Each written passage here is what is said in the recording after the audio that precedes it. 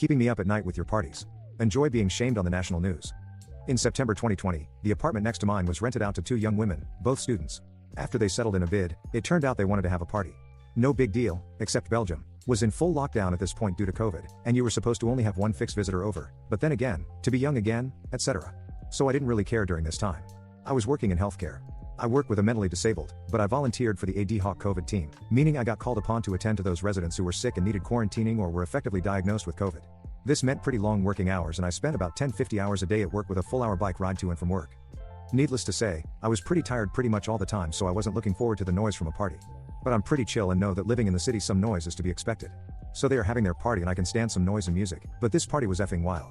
People shouting full on in the hallway, wrecking things, and spilling alcohol everywhere. At about 4 o'clock in the morning, I introduced myself to the neighbors and asked them when they could expect their company of about 20 plus people to leave and if they could refrain from having a party the next day, as I have to work and get up at 6 a.m. every day. So they promised they would keep it down the rest of the night and that they wouldn't have a party the next day. Plot twist.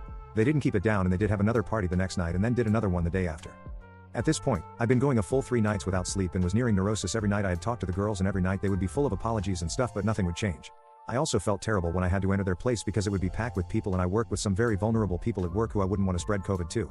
This was pre-tests, pre-vaccines, pretty much of the knowledge we now have about COVID. Luckily the weekend came and they went to their parents and I could recover a bit.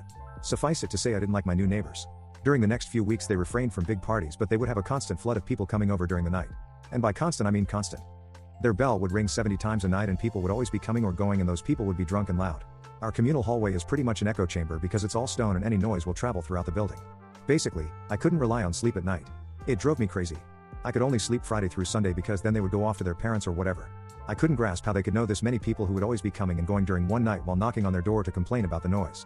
I encountered my upstairs neighbor and decided that we would have to join forces to get this to stop. My neighbor told me some important bits of information. The reason there were people coming and going all the time was because they used their apartment as a makeshift bar and hang out. During this time, bars were closed due to COVID and all those students were using the big apartment to hang out. Moreover, across the street was another frat house with 5 boys living there, and that too was a secret hangout.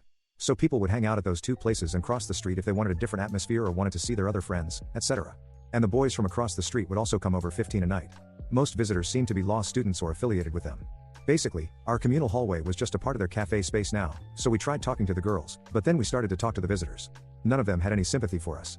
When we asked them to be quiet at 4 a.m. in the morning, most of them just laughed at us as if we were the pesky neighbors. No doubt even more of them were just so wasted that they didn't know what they were doing. So we started calling the police dozens of times. Most of the time they weren't let in and the police told us they couldn't do anything. We kept calling as we wanted a record of our calls in the system. Belgium was still in full lockdown at this point, and what they were doing was full of illegal. Even so, the police told us their hands were tied if they wouldn't open the door. When the police couldn't help, I turned to the next best thing. I'm a social worker, so I have no problems looking up information and calling around to look for help.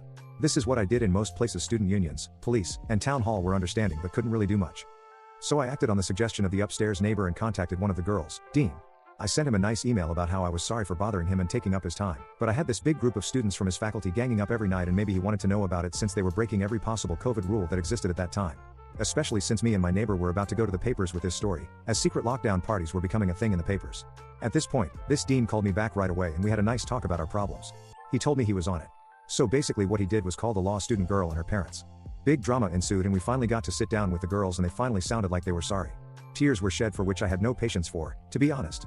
We learned that the police had actually been inside a few times and they were issued tickets for having secret parties. Those were €300 each a pop. So no idea why they didn't just stop. We learned they were not happy because the dean had called them up at 11 o'clock and they were still asleep. To which I said, well, there's your problem. You are still asleep at 11 o'clock. I'm up at 6 o'clock every day, and you girls haven't been a bit understanding about that. So we got to feel a bit like we got our revenge and we got to vent. But we kept it kind of nice and parted on good terms, hoping that this would be it and we could live together as nice neighbors. But if that were the case, I wouldn't be here, right? You'd think they would have gotten the point now and would refrain from making noise and partying. Well, you'd be wrong. Basically what they did was they moved to the frat house across the street and started partying there. There were slightly fewer people running to and fro, but the noise was still a problem and we were now in the middle of the second COVID wave and these people were meeting up with big groups like crazy. While I hadn't seen a soul in almost a year, never mind the people at my work who were forbidden from even going to their own family, the whole thing was just ridiculous. My upstairs neighbor happened to film such a party across the street and it sent the clip to me. We were thinking about going to the press with our story but weren't sure if it would be a good idea. So I posted the clip of the party on the subreddit of our country to test the waters. It got quite some comments and upvotes and it seemed most people were also sick of people disregarding the rules and having secret parties. After some talks with the upstairs neighbor, we decided to contact the press and simultaneously go up a step in the university hierarchy and contact the vice director who had the power to start up a disciplinary case against the students. This person is one of 12 vice directors for a total campus of about 15,000 students, so quite high up, things moved fast. Local news actually picked up our story from Reddit and contacted me, and we gave some background info. They confirmed with the police that cops had been to our address dozens of times and across the street and weren't let in most of the time. We mentioned that the university was involved and that we hoped they would finally intervene the next day. The piece was on their website. It went viral there and got promoted to the sites of most national newspapers. Its headline was sensational enough, mentioning the dozens of times police had shown up and also mentioning how healthcare workers were being kept up by selfish students. At the same time, the vice director contacted us to take our statements, which we already had prepared on paper, and informed us they would investigate and could possibly start disciplinary actions. At the same time, more reporters were contacting me throughout the day, and we made sure to mention that to her and link the university to the printed articles. The next day, while at work, I got a message from the upstairs neighbor that a film crew from the National News Watch was at our doorstep. He declined to talk to them, and I would have done the same since this was getting pretty big now, but they made a segment anyway. And sure enough, that night at 7 p.m. here was my street in a short section about cops standing in front of a closed door a dozen times and the local press cop talking about the troubles of closed doors. The best part about it was that a student from the offending frat house across the street had let the film crew in and said on camera exactly what we were accusing them of towards the university, that they had been having parties and didn't let the cops in, and that they had done it multiple times. No idea what made him think that was a good idea anyway, trying not to make a huge story even longer. The press died down some time later and the disciplinary action from the university went through before the hearing. We sat down with the girls from our block and cleared some things up. We wanted to live like normal people together, and we tried to make some amends because we put in a kind of good word for them. They got the lighter end of the stick, 40 hours of community service and some probation.